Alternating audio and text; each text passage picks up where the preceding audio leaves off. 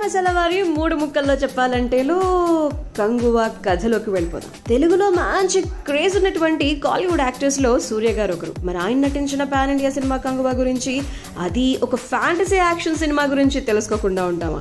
పదండి కథలోకి వెళ్ళిపోతే, ఫ్రాన్సిస్ గోవాలో ఒక బౌంటీ హంటర్. పోలీసులు కూడా చేయలేని పనులను చేసి అందుకు గాను వాళ్ళ నుంచి డబ్బులు తీసుకుని కాలం గడిపేస్తూ ఉంటాడు.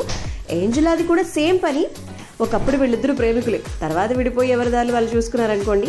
ఫ్రాన్సిస్ తన ఫ్రెండ్తో కలిసి ఒక బౌంటీ హంటర్ పనిపై ఉన్నప్పుడే జీటా అనేటువంటి ఒక అబ్బాయిని కలుసుకుంటారు.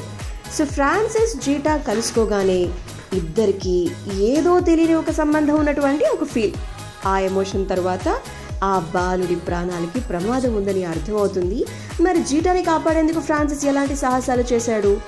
1070 సంవత్సరాల క్రితం నాటి ప్రణవకోన యువరాజు కంగువాకి ఈ జీటాకి మధ్య సంబంధం ఉందంటారా? ఇలాంటి విషయాలన్నీ తెలుసుకోవాలంటే ఈ వీకెండ్ మిస్ కాకుండా చూసేయాల్సిందే థియేటర్స్లో కంగువాని. నంబర్ 2, 1000 ఏళ్ల కిందటి జానపద కథకి వర్తమాన కాలానికి ముడిపెడుతూ తెరకెక్కించినటువంటి కథే Kanguva. So larger than life ట్రెండ్కి తగ్గట్టుగా ఒక భారీ కాన్వాస్తో రూపొందించి మరి ఇలాంటి తరహా సినిమాలు తెరకెక్కించడం నిజంగా కష్టతరమైనటువంటిది. బికాజ్ ఆ ప్రత్యేకమైన ప్రపంచంలో లీనం చేసి వాళ్ళు అనుకున్న కథని చెప్పాలి అనుకోవటం అంత ఈజీనా చెప్పండి? మరి ఆ ప్రపంచాన్ని ఆవిష్కరించే క్రమంలో ఇదివరకు ఎప్పుడు కూడా తెరపై చూడని ఓ నేపథ్యాన్ని, కొత్త విజువల్స్ని కళ్ళకు కడుతూ ఓ సరికొత్త వినోదాన్ని పంచే ప్రయత్నమే చేశారని చెప్పాలి. ఇక ఎమోషన్స్ అంటే అవి ఏ తరహా సినిమాకైనా ఉండాల్సిందే.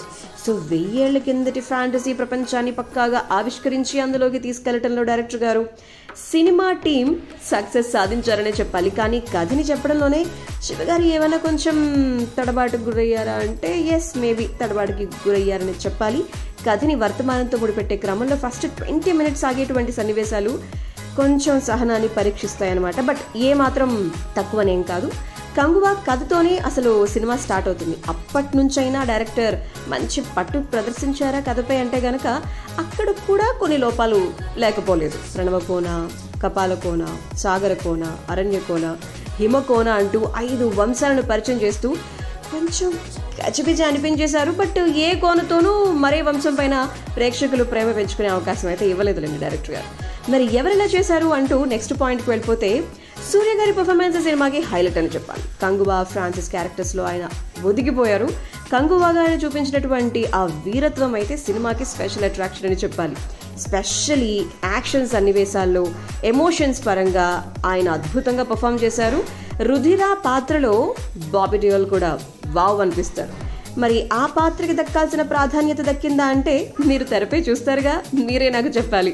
ఇక సూర్య గారి పర్ఫార్మెన్స్ అండ్ కథా ప్రపంచం, అలాగే కంగువా, పులువా క్యారెక్టర్స్ మధ్య ఉన్నటువంటి డ్రామా సినిమాకి హైలైట్స్ అయితే గనక సూర్య గారి 1 మ్యాన్ షోగా కంగువా గురించి చెప్పాలన్నమాట. ఇంకో విషయం చెప్పనా, కంగువాకి సంబంధించి ప్రొడ్యూసర్ గారు మాట్లాడుతూ ఈ సినిమాకి సీక్వెల్ కూడా ఉండబోతుంది అని, దీపిగా నటించబోతుంది అంటూ కొన్ని హింట్స్ అయితే గనక ఇవ్వడం జరిగిందనమాట. సో సినిమా చూసి నెక్స్ట్ సీక్వెల్ పై ఎలాంటి ఇంట్రెస్ట్ ఉండబోతుంది అనేటువంటి వివరాలు కూడా మీరు కమెంట్ చేయడం మర్చిపోద్దు. ఇక సిల్వర్ స్క్రీన్ పై కంగువా సినిమాని చూస్తున్నప్పుడు, కంగువా కథ కళ్ళ ముందు అలా కదలాడుతున్నప్పుడు ఖచ్చితంగా బాహుబలి సినిమా అయితే గనక గుర్తొస్తుంది. బాహుబలి కథా ప్రపంచం, పాత్రలు ప్రేక్షకులపై మర్చిపోలేని ఒక ప్రత్యేకమైన ముద్రను వేశాయి కదా.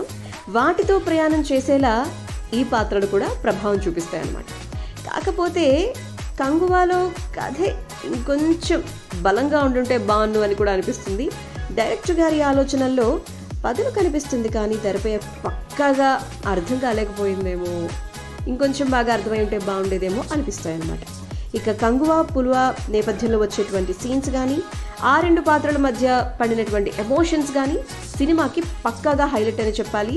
అండ్ పులువ కుటుంబం కోసం కంగువా నిలబడే తీరు, పులువని కాపాడడం కోసం ఆయన ఎంచుకునేటువంటి దారి, బాహుబలి కథా ప్రపంచం, పాత్రలు ప్రేక్షకులపై ఒక ప్రత్యేకమైన ముద్ర వేస్తాయి, వాటితో ప్రయాణం చేసేలా ప్రభావితం చేశాయి. అయితే ఇందులో అదే లోపించిందా అనిపిస్తుంది. కంగువా కథలో కొంచెం బలం ఉంటే బాగుండు అనిపిస్తుంది. దర్శకుడి ఆలోచనల్లో పదును కనిపిస్తుంది, కానీ అవి తెరపైకి పక్కాగా రాలేకపోయాయి అనిపిస్తుంది. కంగువా, పులువా నేపథ్యంలో వచ్చేటువంటి సన్నివేశాలు, ఆ 2 పాత్రల మధ్య పడినటువంటి ఎమోషన్స్ ఈ సినిమాకి హైలైట్. ఇక పులువ కుటుంబం కోసం కంగువా నిలబడే తీరు, పులువని కాపాడటం కోసం తాను ఎంచుకునేటువంటి దారి, రుధిరతో పోరాటం, ఇవన్నీ కూడా సినిమాకి మంచి బలాన్ని ఇచ్చాయని చెప్పాలి. ఇక క్లైమాక్స్ సన్నివేశాలు అయితే గనక సినిమాకి మరో హైలైట్ తెలుసా. ఓ స్టార్ హీరో అతిథి పాత్రలో తెరపై అలా మెరుస్తారు. అండ్ ఆ సీన్స్ అయితే గనక రెండో పార్ట్ సీక్వెల్గా రాబోతున్నటువంటి కంగువా 2పై మంచి ఇంట్రెస్ట్ని కలిగించేలా ఉంటాయి.